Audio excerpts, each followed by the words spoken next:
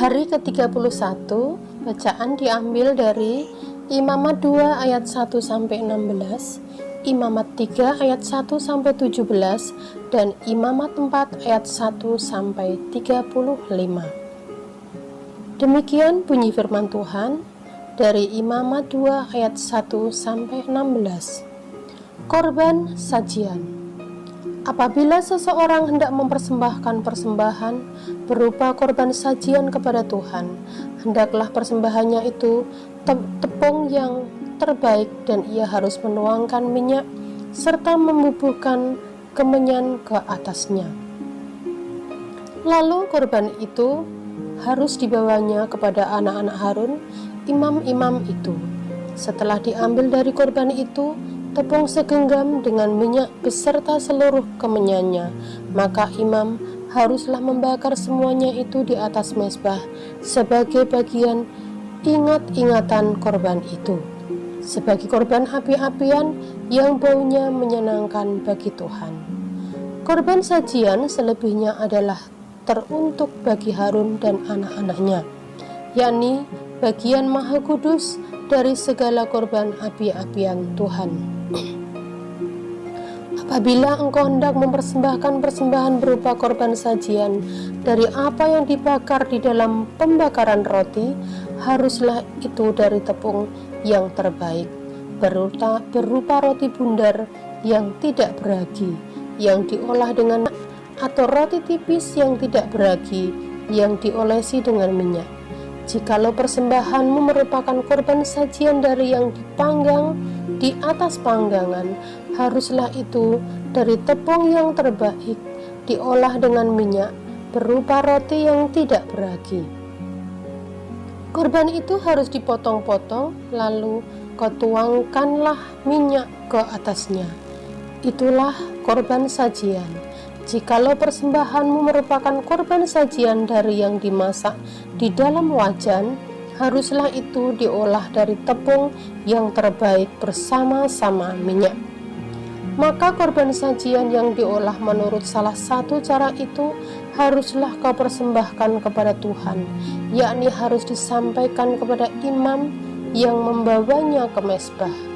Kemudian imam harus mengkhususkan dari korban sajian itu bagian ingat-ingatannya, lalu membakarnya di mezbah sebagai korban api-apian yang baunya menyenangkan bagi Tuhan.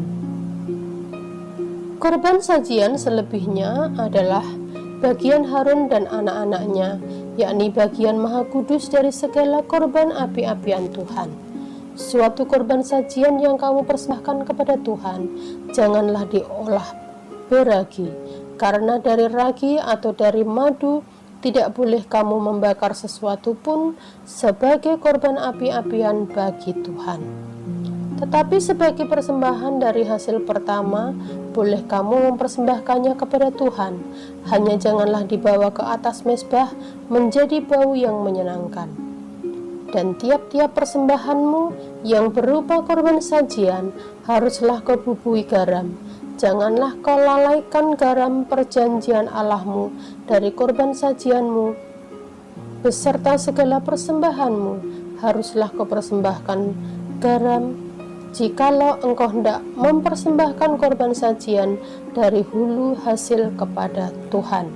Haruslah engkau mempersembahkan bulir gandum yang dipanggang di atas api, emping gandum baru sebagai korban sajian dari hulu hasil gandummu. Haruslah kau bubuh minyak dan kau taruh kemenyan ke atasnya. Itulah korban sajian. Haruslah imam membakar sebagai ingat-ingatannya sebagian dari emping gandumnya dan minyaknya beserta seluruh kemenyannya sebagai korban api-apian bagi Tuhan. Imamat 3 ayat 1-17. Korban keselamatan. Jikalau persembahannya merupakan korban keselamatan, maka jikalau yang dipersembahkannya itu dari lembu, seekor jantan atau seekor betina, haruslah ia membawa yang tidak bercela ke hadapan Tuhan. Lalu ia harus meletakkan tangannya di atas kepala persembahannya itu dan menyembelihnya di depan pintu kemah pertemuan. Lalu anak-anak Harun, imam-imam itu, haruslah menyiramkan darahnya pada mezbah sekelilingnya.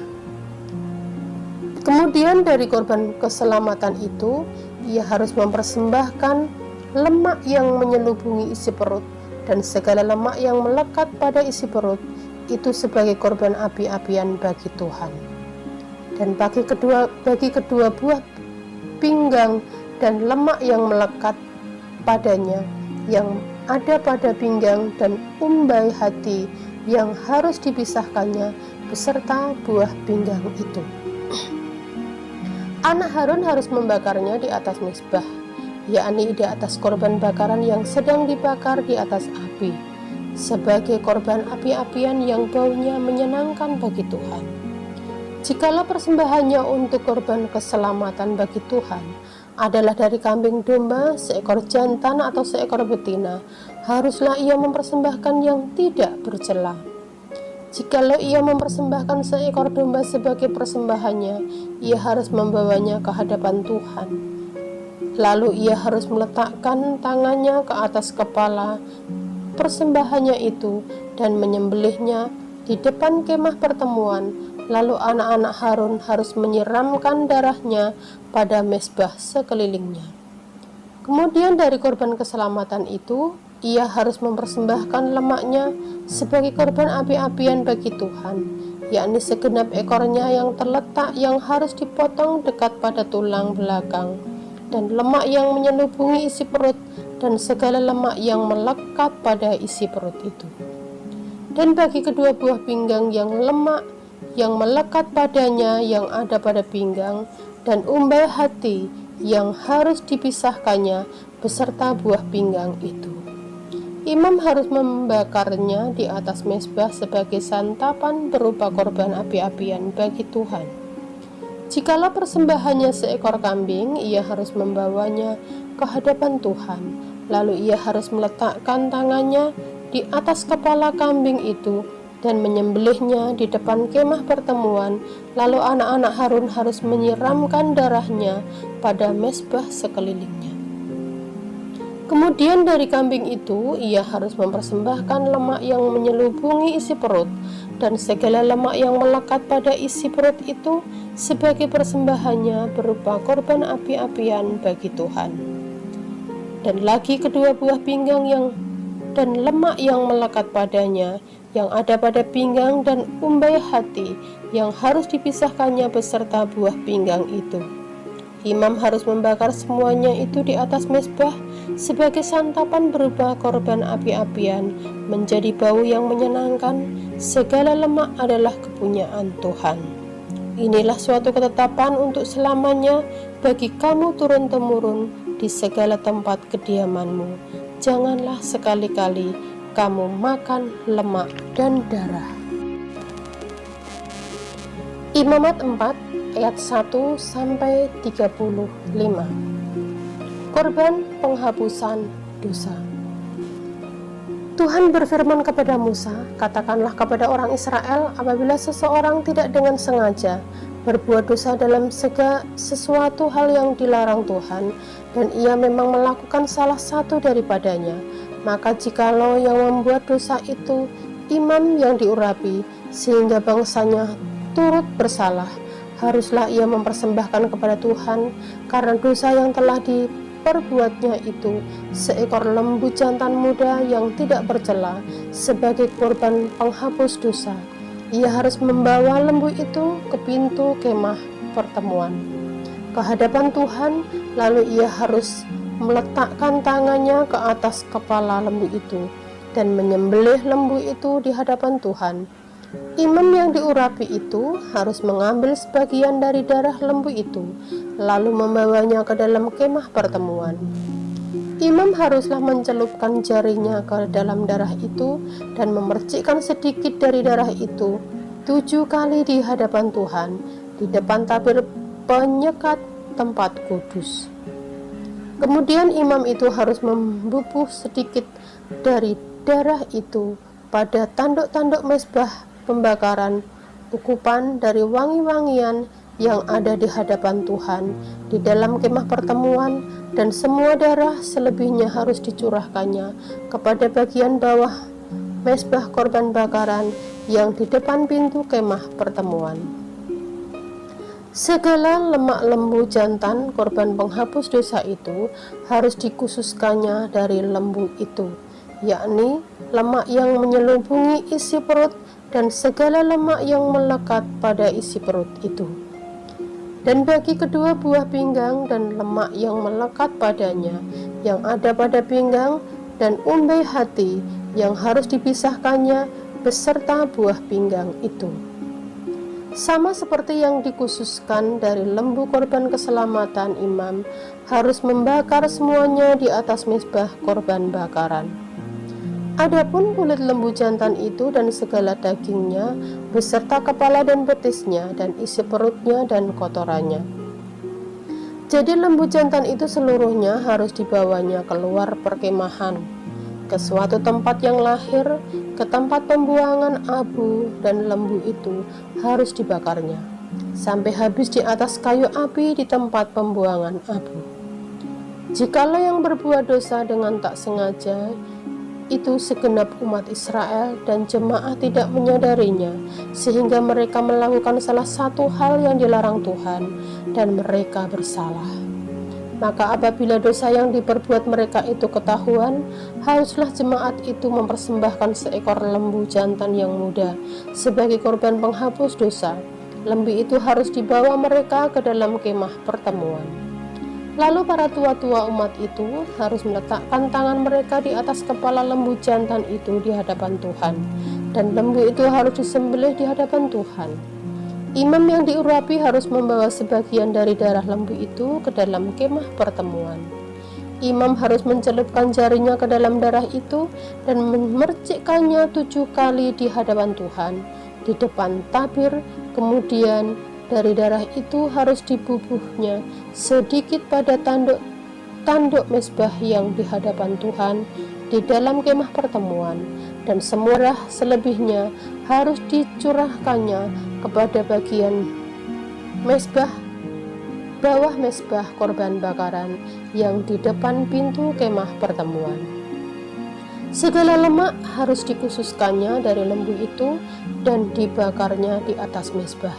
Beginilah harus diperbuatnya dengan lembu jantan itu, seperti yang diperbuatnya dengan lembu jantan korban penghapus dosa. Demikianlah harus diperbuatnya dengan lembu itu. Dengan demikian, imam itu mengadakan pendamaian bagi mereka sehingga mereka menerima pengampunan. Dan haruslah ia membawa lembu jantan itu keluar perkemahan, lalu membakarnya sampai habis seperti ia membakar habis lembu jantan yang pertama. Itulah korban penghapus dosa untuk jemaah. Jikalau yang berbuat dosa itu seorang pemuka yang tidak dengan sengaja melakukan salah satu hal yang dilarang Tuhan Allahnya sehingga ia bersalah, maka jikalau dosa yang telah diperbuatnya itu diberitahukannya kepadanya, haruslah ia membawa sebagai persembahannya seekor kambing jantan yang tidak bercela. Lalu haruslah ia meletakkan tangannya ke atas kepala kambing itu dan menyembelihnya di tempat yang biasa orang menyembelih. Korban bakaran di hadapan Tuhan itulah korban penghapus dosa.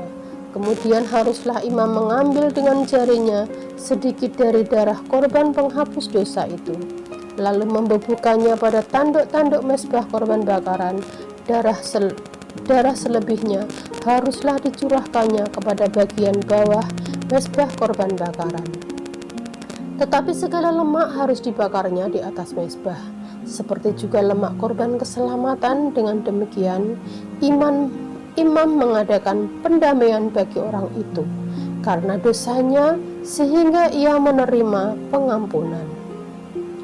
Jikalau yang berbuat dosa dengan tak sengaja itu seorang dari rakyat jelata, dan ia melakukan salah satu hal yang dilarang Tuhan sehingga ia bersalah, maka jika Jikalau dosa yang telah diperbuatnya itu diberitahukan kepadanya, haruslah ia membawa sebagai persembahannya.